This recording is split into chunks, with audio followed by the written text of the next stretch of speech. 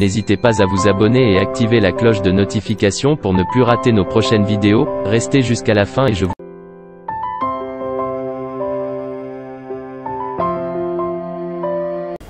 Voilà, et Magie et ici, comme elle dit souvent, votre émission pour les toujours au cœur de l'actualité. Et il est tout comme un peu par rapport à différentes questions liées à la spiritualité. Spiritualité, je suis magicien, nazali tradipraticien, nazali bo. Et les autres qui bisu moko a sur terrain, pour palper du doigt, boulanda bisu émission pour les tout bon barrelo côté parce que tout bimisaka nyoso nampoisa nazali awa bozali komona elenge kasi makambo zali awa ya somo makambo ya ndenge balobaka ya mystique ezali awa yango tindi biso na cadre émission biso to mikampe ko sola to yeba motivation ezali ni komona elenge kokota na nzela oyo ba to bengaka bato musu ba bengaka ba nganga kisi lelo to komikampe ko yeba c'est dit à quoi grand maître bonjour. Bonjour Nico. Bonne santé. Santé madame, voilà. Toujours lelo awa ni émission na biso toki koyeba nanu et kombo nani bato musu amoni awa musu confondre yo maître ozali musulman maître ozali nani bayeba vraiment.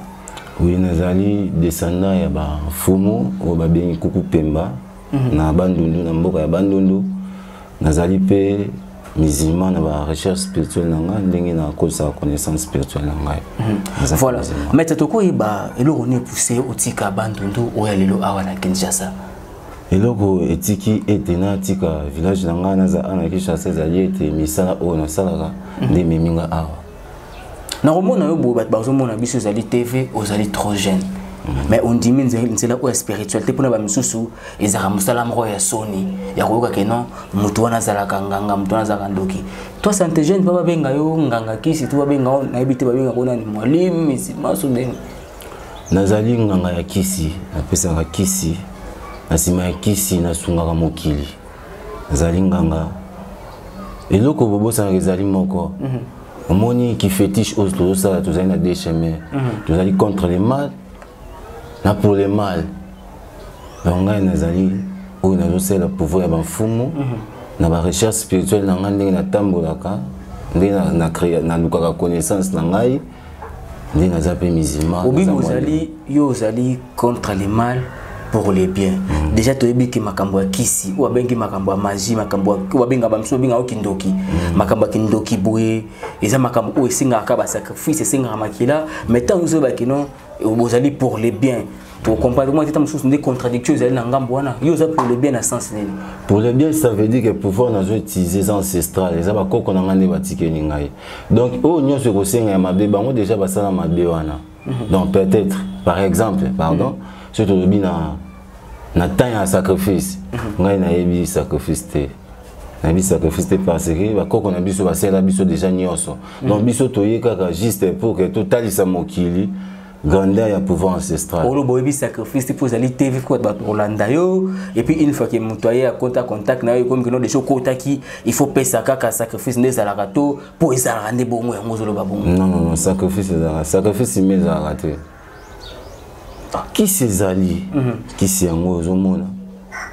To so la mamba qui s'ezali maintenant qui s'ezali na ba droiture nango. Je comprends. Nti ya droitier ezali nini? Ngai ba droitier nango ezali ya kosunga mokili, na sungi mokili sans inconvénient. Ngai makambo na saka yango batika. Kosunga mokili sans inconvénient na domaine nini? Soki mutu azobela neti aza na maladie neti prostate. Ye aboya na embele kota nzoto na ye opération na limwisa. Na osala yango spirituellement. Nazali docteur. Na traitera bana physiquement na spirituellement. Donc on a traité mon kili na traité yo na sungi on a passé sikoyo sacrifice ni européen donc tant que traiter la prostate ou traiter la maladie ou mutaboy que non mbele kota na nzoto na ye donc on peut dire que à part maladie on a maladie qui beaucoup copé on a la capacité à retraiter parce que vous hérité pouvoir aux alliés ancestral les appels na mibali misusu pe aux alliés impuissant ba benga ngo impuissant ozalaka soki obimina mama okokaka ko sala mama te ko sepesa mama te on veut dire na salela kisi wana bokoko na kopesa kisi wana soigner yo mo mona banda traitement wana vu que banomela ba kisi yo mo mona ba réaction sur mona pe obiki na musala o nga osela différence na yo na ba maître mususu ezanini yo moto ngo mitala par rapport ndengo sala musala différence na yo ezana point nini par rapport ba maître spirituel mususu to mona ka ndenge to yebeli différence na nga ezali kaka ya rapidité premièrement ya musala parce que ngai na yebi musala ya spiritualité te en faut dire na yebi yango te nazoka musala na memi yango epa bakoko na ngai na bengi bango na talisi bango naza na problème boye mpo na ndeko kingandi bango nde batraitaka différence yango wana à part ça différence eza lisusu efficacité oyo naza nango mpe mayele oyo sagesse spirituelle naza nango ebele ya bamaître mpe bainitiaka te ngai na initiaka doyo inisaka okomisi pe mutu pe nakomisi mutu ndoki okomisi mutu nani nakomisi mutu ndoki oza tv banga te baba nakomisa mutu ndoki koza ndoki eza mabe te po ezali na mwana mosusu na famille abotami na kindoki mais kindoki wana eza contre le mal aza peut-être nde aza bongo kindoki na ye bakoko na ye nde bapesi yango apartir ya libumu to bamoni ke na apartir ya libumu ekokomplike makasi bazeli akoma na age moko ya 2 ans 3 ans baya kopesa ye kindoki wana bino na ndako bokangi mwana ndoki or aza ndoki wana azoprotege famille na bino mobimba eza normal eza bapouvoir ancestral omoni qui christianisme est mais kota trop to comment on négliger va pouvoir ancestral yo za contre ba chrétien alors même pas christianisme botami na famille ba chrétien nga papa nga za pasteur boyo papa pasteur ou comme bato mona ba mukuna ba otika bana ba église ba moïse ba comme nga be batika nga pouvoir nga be batika nga pouvoir za richesse munene parce que yo leki bana ba mukuna bana ba moïse nde bana ba porte mbi nde batika ba église munene so ba papa na bango to ba yeke pa na ngai bongo bango bana na légité mais na yebi on a eu ça que na saka ba richesse l'équipe ba te mo yebi bango na yebi pour ba papa mo ba yake pa na ngai na pesa bango ba pochette magique puisque beti masolo ya ba pochette magique wana ba pochette o kaka ba porte-monnaie di bonheur ba porte-monnaie ce qui magique ce ba nini et ça la kan nini au fait et c'est rappelé porte-monnaie to yo kaka to za kaka terme mo bo utiliser mais au vrai sens de muta mususu moi et loko mo pesa muta tsango quelque part pour botela ki mbongo ça kanini porte-monnaie magique ezali porte-monnaie du bonheur ezali code ezali ba différence dans les années et pesa mela mutu nyonso te porte-monnaie magique pesa mela mutu nyonso te mais tout le monde a bino bandi qu'on a bino ka mettre basala ka appel apesa ka nyonso ezala mutu nyonso bengi apesa ka ba kino ipona ka mutu c'est que na pesa conseil na bandeko bazo porte-monnaie du bonheur porte-monnaie magique ou basaka ba travail spirituel avant ça travail spirituel sur la consultation pour ça la famille sous qui se simbarate sur consulter au PCR aux arrêtés non aux arrêtés comme yé muto aux arrêtés pour parce que la famille n'a pas simba qui cité et moi na bisa que na moi expérience na zanango na moi expérience au nga na zanango na ba pouvoir na zanango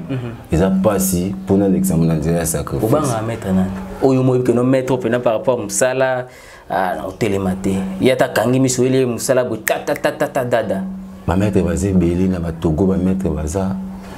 na luba ozoki na ba ozoba awa na RDC na Kinshasa na ebi mettre mota oui na te za mettre te na za fumu yo zalani fumu parce que pouvoir c'est les ancêtres ils ont pouvoir oyo ba koko na ngai kuku pemba tikeli ngai je pense que soko kenda bandundu to yebi mwa lisolo yebi lisolo ya kuku pemba voilà puisque to beta lisolo ya magie quand ba Congo ba baka buka mona buka kuikila o eza magie pour ba mona ba que non te to za face un chef coutumier mutu mo za hérité na bukoko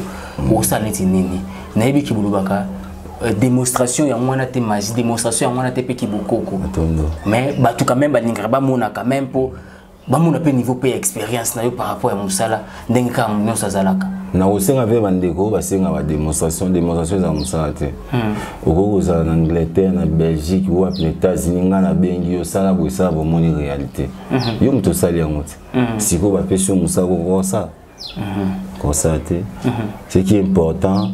bobenga to sola oyo eza ezo déranger to pesa solution na pasi oyo eza nango to nga pasi wana to chesengo yango ande lokumu ya pouvoir na voilà ngana optika na ngayo osala démonstration na yo ndongo osala mais avant ça démonstration na ngana opesa na numéro na ya contact et puis au contact pour la mona ba na été so ba koko so bébé mutaza cercueil wana oyo azali na gauche na ngai oyo kaka la reine kachaka la reine kachaka et azali pour nous couper ça makam oyo eza succès OK eza local eza international oyo ezali koko na nga moko atikela nga yango na âge ya 2 ans mais na bandi kosala yango na âge ya 20 ans po ezalaka tellement na pouvoir makasi aza na esprit moko eza na kati na ye nga bafumu esprit ya rapidité pe ya chance eza na ye voilà pesa numéro na yo nga na mananga na plateau na ozansi caméra na otikela opena champ libre osala makambo na yo numéro na nga 083 039 99 72 083 039 99 72 OK WhatsApp à t'appel normal 089 039 99 72 on so komela ngai na oyambaye à tout le temps téléphone na ngamu tumususu asimba te so ezaki na zo sa makam na ngai ndo ça musala ni na yambaka te mais er na aussi ça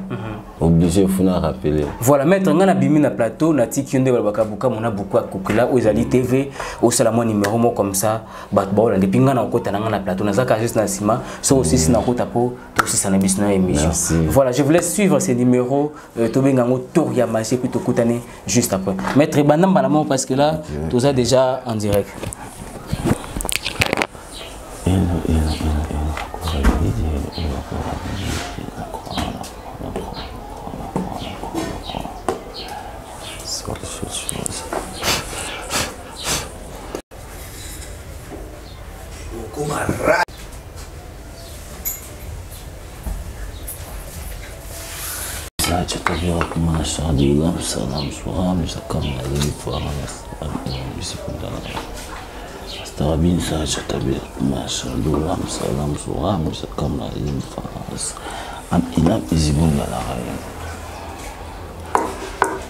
au moins nini eza na kati ya eloko ezali te na kati na ngai oyo ezali cercueil magique na ngai numéro ya tombeau na ngai sosala makambo oyo foza na numéro ya tombeau esalaka bien donc oyo nyonso na kosenga na besprit batindelaka nga na kati awa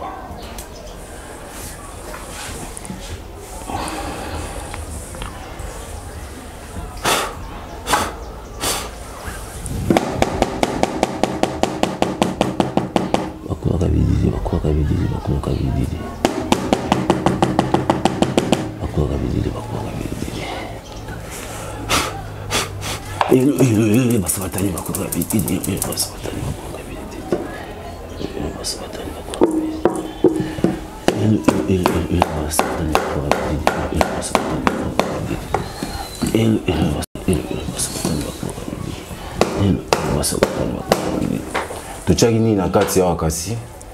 tochaki eloko te mokomoni na fongoli cercueil magique na ngai atie yango awa eloko bimi na kati yango oyo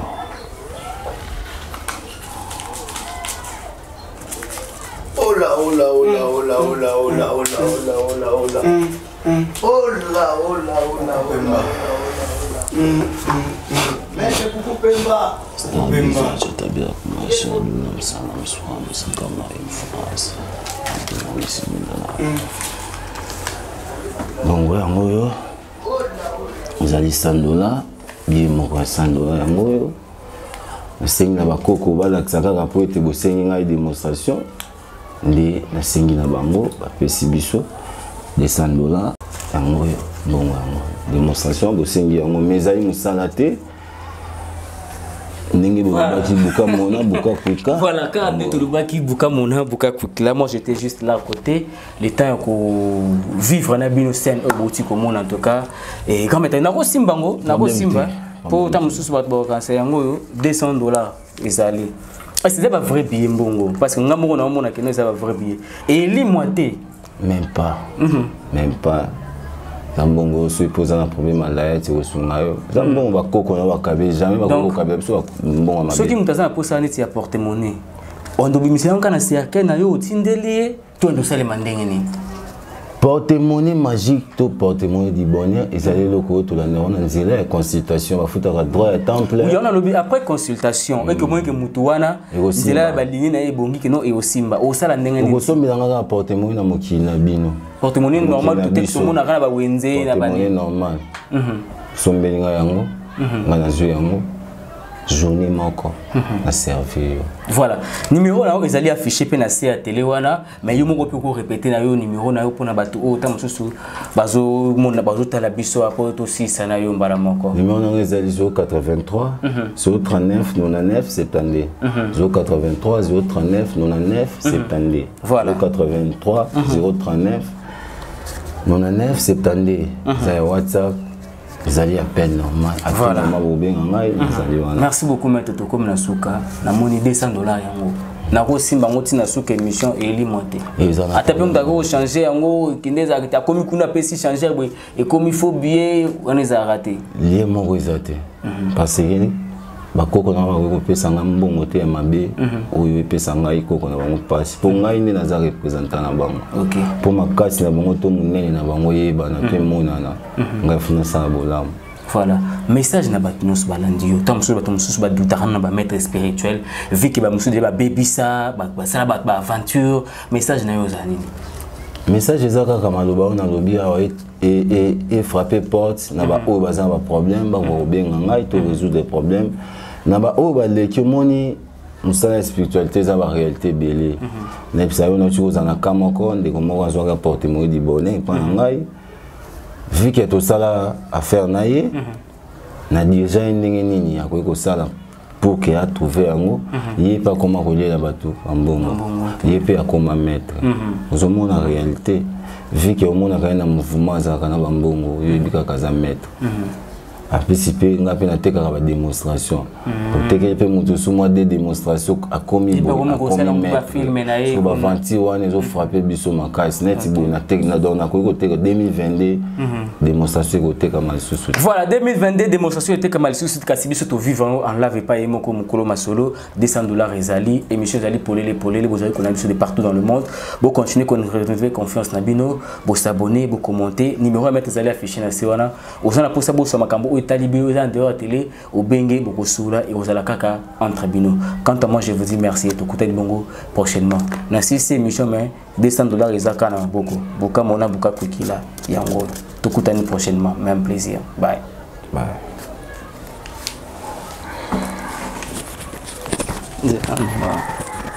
N'hésitez pas à vous abonner et activer la cloche de notification pour ne plus rater nos prochaines vidéos. Restez jusqu'à la fin et je vous